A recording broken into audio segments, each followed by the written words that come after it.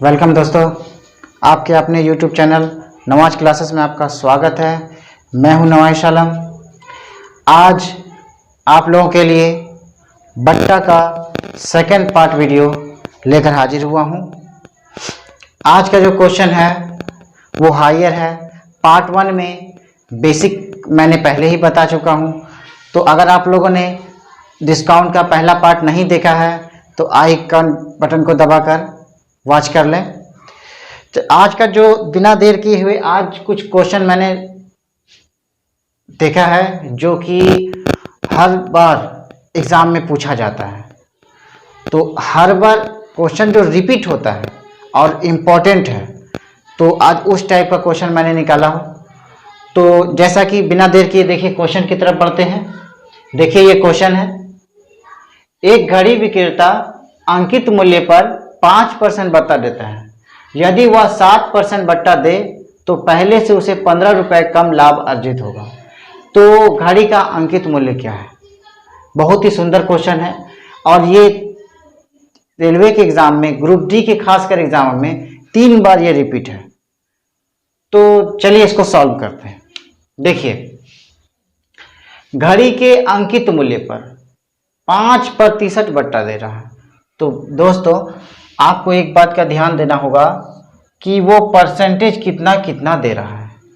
तो जैसा कि हम लोग जान रहे हैं, पहला में 5%, यदि वह 7% बट्टा दे यानी वो 2% की बढ़ोतरी कर रहा है। यानी ये कहने का ये मतलब हो जाता है कि अंकित मूल्य पर, यानी वो अपना अंकित कोई भी, जैसे 100 रुपये के प्रोडक्ट है, उसने अपना मन से 120 रुपया रख दिया, तो वो अपना मन से अंकित मूल्य मतलब खुद के मूल्य पे, यानी निर्धारित किए हुए मूल्य पे, तो अंकित मूल्य पे 5% बट्टा देता है। यदि वह 7% बट्टा दे तो पहले से उसे 15 रुपये का ही होगा। देखिए दोस्तों, ये 7% और 5% का दोनों का डिफरेंस जो आएगा वो 2% होगा, और 2% का जो कम हो रहा है वो 15 रुपये कम हो रहा है। यानी 7%, 5% के देने के बजाय 7% दे रहा, यानी 2% की कमी से दे रहा कितना? 15 रुपया। तो 100% देने का मतलब हो गया, यानी 100% पुराने के लिए इसको भी 50 से मल्टीप्लाई करना होगा, इसको भी 50 से मल्टीप्लाई करना होगा।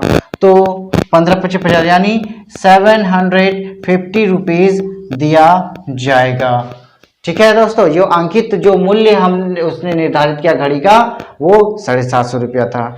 चलिए अब अगले क्वेश्चन की तरफ देखिए दोस्तों। अगला क्वेश्चन, 12% और 5% के क्रमिक बट्टों के बाद एक वस्तु 209 रुपये में बेची जा रही है। वस्तु का मूल्य बतावे। देखिए ये थोड़ा यूनिक टाइप का क्वेश्चन है। चलिए इसे सॉल्व करते हैं। कितने रुपए में बेचे जा रहे हैं? 209 रुपये में। ठीक है, कितने 100 माइनस 12, 100 माइनस 5।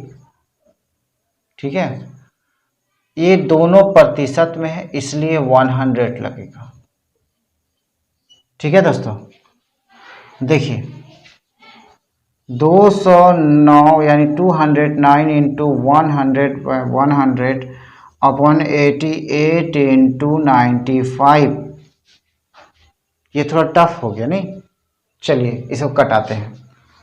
19 के टेबल में 11 बार 209 आएगा, 19 बचे 95 हो जाएगा। ठीक है, अब देखिए 5 का टेबल में 20 बार में आएगा।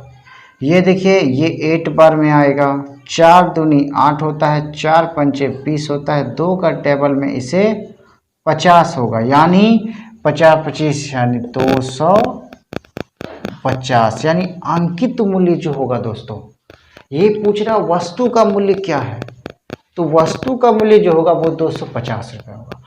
क्यों? क्योंकि उस 209 में जो बेचा, आप यही सोच रहे हैं ना कि 209 में बेचा तो फिर क्या।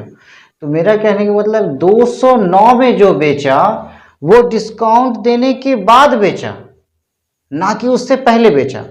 वो भी 2 बार डिस्काउंट मिला। तो कि वस्तु का मूल्य क्या था, यानी 250 रुपये था। 2 बार डिस्काउंट मिलने के बाद 209 रुपये बेचा। ठीक है, समझ गए हैं।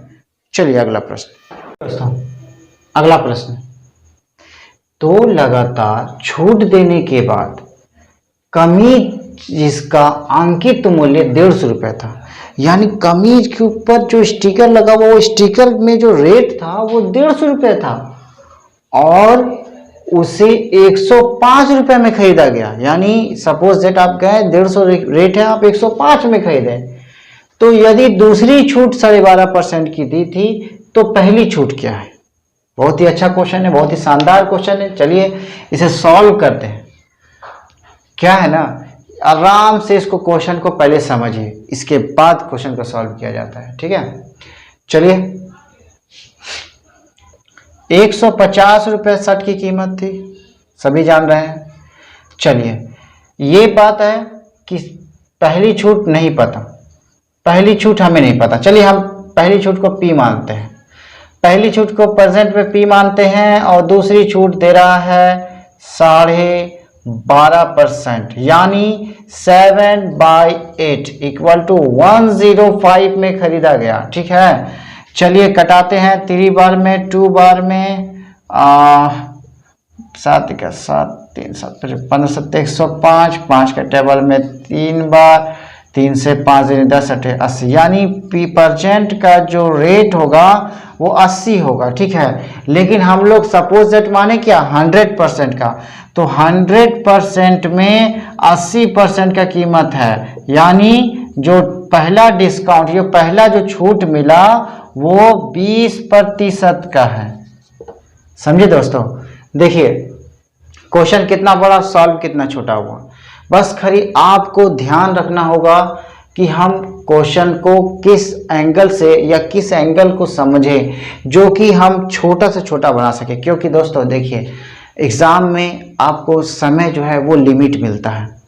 आप अगर आपका प्रैक्टिस अगर कमज़ोर रहा या आप प्रैक्टिस में कमी रहें तो आपका जो समय है ना वो ज़्यादा लेगा, और ज़्यादा समय यानी आपको कम सॉल्व करने की ताकत बनेगी, और कम सॉल्व में तो मार्क्स कम आएगा।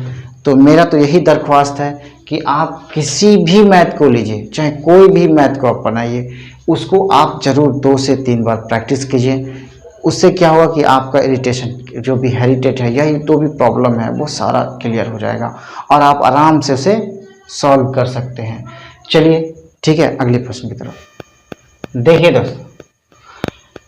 किसी पंखे का अंकित मूल्य 620 रुपये है, बेमौसम के कारण उस पर 15% बट्टा मिलता है, तो पंखे का विक्रय मूल्य क्या है?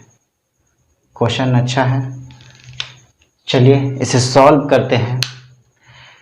सबसे पहले आप जान जाइए कि ये कितने का है, 620 रुपये का लिखा यानी अंकित किया हुआ मूल्य है। 620 रुपये में मिला 50% डिस्काउंट, यानी 620 रुपये का 15% 93 रुपीज़ होता है। ठीक है दोस्तों, अब आप सोच रहे होंगे कि 15% का डायरेक्ट कैसे हम निकाल दिए। चलिए इस बात का भी हम क्लियर आपको कर देते हैं। देखिए 620 है, मैं आपको प्रतिशत में बिना कलम का बताऊंगा कि कैसे आप निकालेंगे। ये देखिए आपने ये अंक लिख दिया, आप सिंपल सा यहाँ पर एक बूंदा डालिए। ये आपने बूंदा जैसे डाला, ये हो गया आपका 10%। ठीक है दोस्तों, अगर आपने यहाँ पे बूंदा डाला तो ये आपका हो जाएगा 1%।